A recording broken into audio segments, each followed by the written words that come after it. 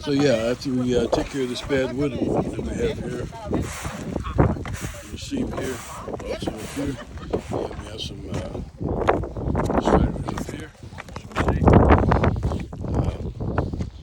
see. So yeah, after we take care of all this bad wood, then we will secure the iso board over top of the new torn off decking, and then come back with a Firestone 60 mil roof covering. It will be white in color.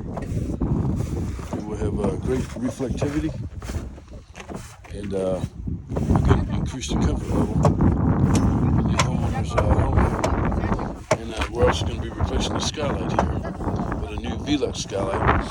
It will have a solar blind in between, so the homeowner will have a remote control like a TV remote, and whenever she wants to